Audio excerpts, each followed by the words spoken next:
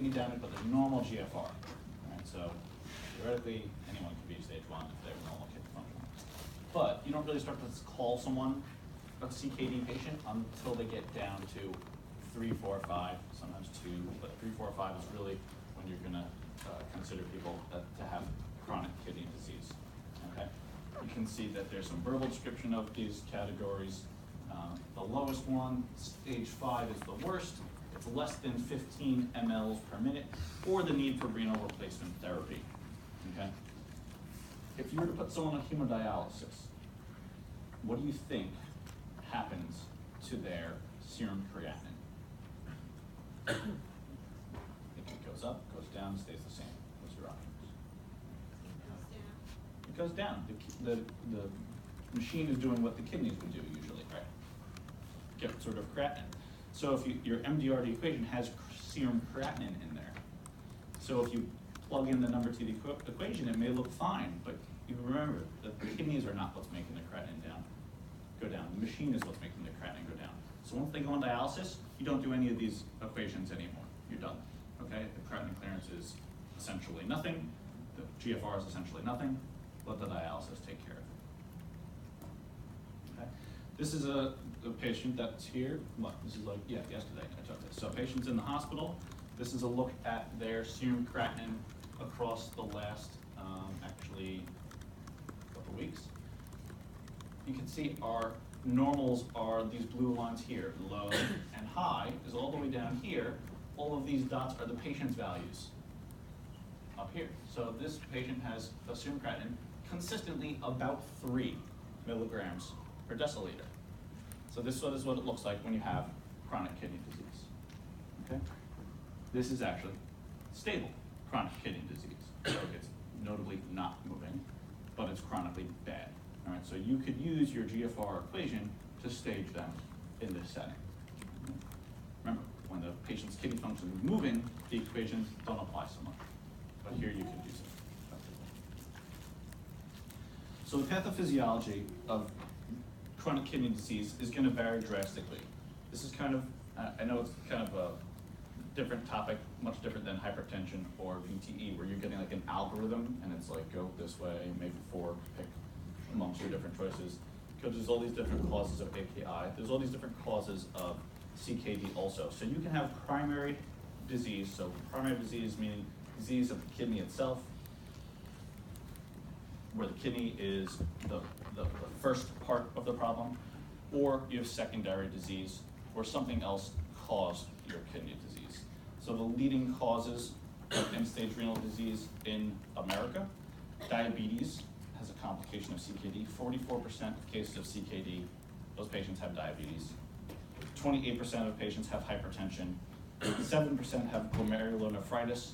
That is chronic. So remember, it started in acute glomerulonephritis we learned about. That can persist and be chronic. And then there's others. Okay, so that's like 70, 80%. You can see right there. So there's others, 10, 15, 20%. But diabetes, hypertension, if you remember those two things, you'll be in good shape in terms of your causes of CKD. In fact, when I see someone with CKD and I don't see diabetes or hypertension, I start to be curious and I look for things because I want to know why it's happening. You don't want to miss the disease state. You can have kidney disease, chronic kidney disease, that progresses from AKI, that became irreversible. Remember we said if you're in a pre-renal state, or you had a drug precipitate and cause casts and tubular occlusion in the kidneys, if you don't fix that, you end up getting a lot of damage, and then you can be in this CKD picture. You can not recover from AKI, and you can develop chronic kidney disease. This was an article about one of those other causes of idiopathic membranous nephropathy. Not very fun. This is an article I wrote in pharmacotherapy, and it's not good. There's no good treatment. Okay. The problem with having CKD is that patients have a higher all-cause mortality.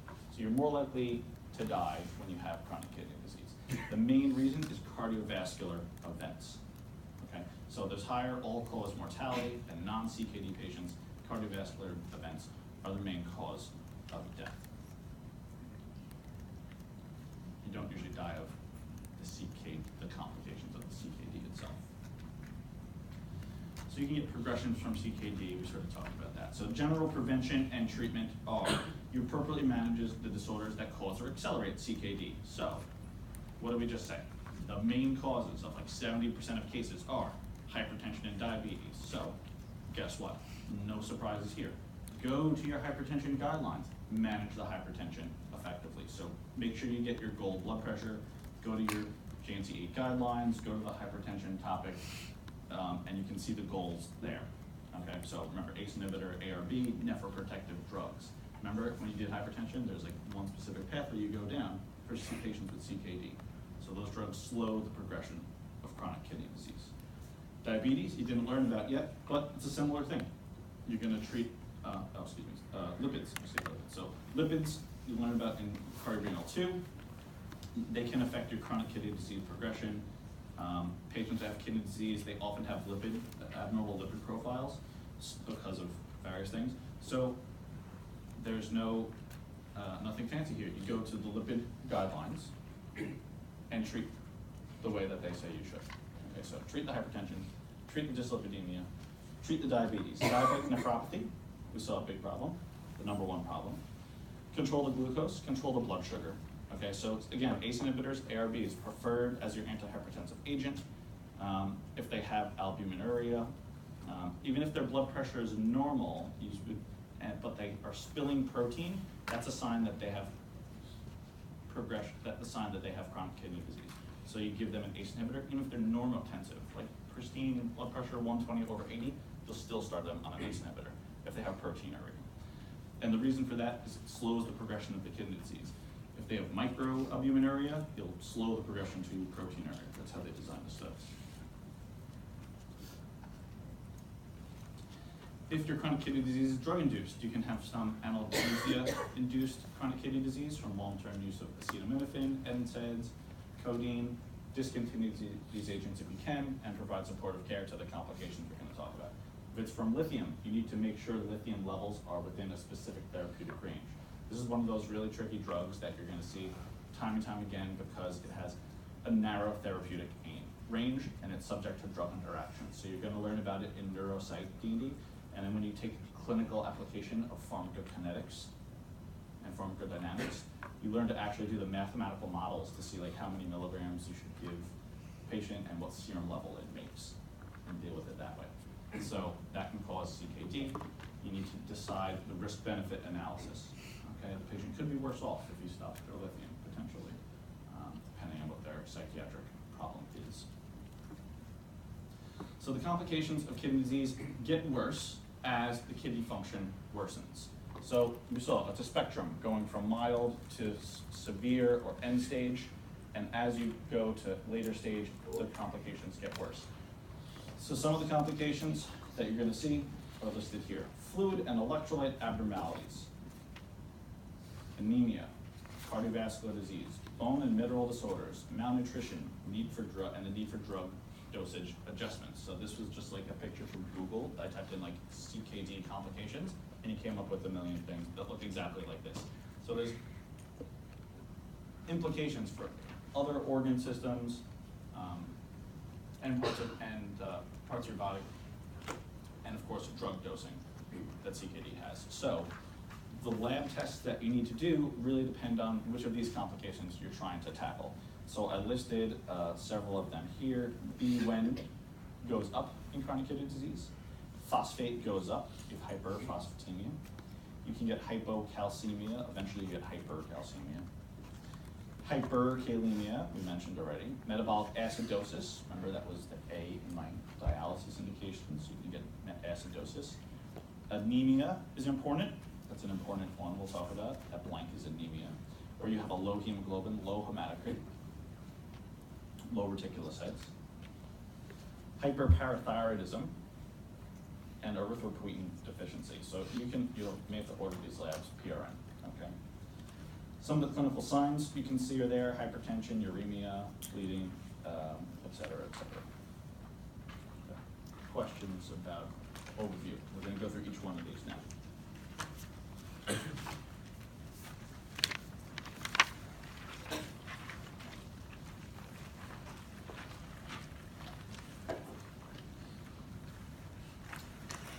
so first off, fluid overload. If the kidneys are not creating enough urine, or any urine, you're going to have to help them in some way. Get rid of the fluid, or you're gonna have to restrict how much fluid the patient can take per go. So, as far as diuretics go, the diuretic we're going to use are the loop diuretics. Remember, those are the more effective one for diuresing patients. Right? If you have patients that is getting very high dose of a loop diuretic as monotherapy, you can add another diuretic. You usually add metolazone. It's a thiazide-like diuretic. That's the most common one we use in it when you add it to a loop diuretic. Thiazides as monotherapy, remember, are usually ineffective. I know Dr. Borlett in your recitation, even highlighted then that if the creatinine clearance gets really low, we'll say less than 30 mLs per minute, thiazides are not really good at diuresing the patient. They have to get all the way to that distal convoluted tubule. They don't get there so well, not as much fluid gets there, and they don't work. Okay? So the loops are your go-to diuretic in that case. The next complication is hyperkalemia. So this you're learning tomorrow, okay? So you treat based on the severity of how high the potassium is. Dr. Smith will talk about it. The symptoms the patient has, if any, and if they have EKG changes. So once someone gets hyperkalemia, one of the complications is EKG can change. The EKG is the graphical representation of your heart's electrical conduction. You need your heart to be conducting electricity in an organized way. And it starts to not do so when your potassium goes too high. So that's very bad. So we care a lot about potassium. Some electrolytes, they can go out of range. I'm like, I don't really care. Potassium, very high priority to keep that within range. If someone's kidney disease gets bad enough where it's going to necessitate dialysis, they'll go to dialysis on a routine basis, and the potassium will stay within a normal range. That's one of the main purposes of giving someone chronic hemodialysis. Okay, so it's usually avoided once dialysis is established. Questions about either of these two complications?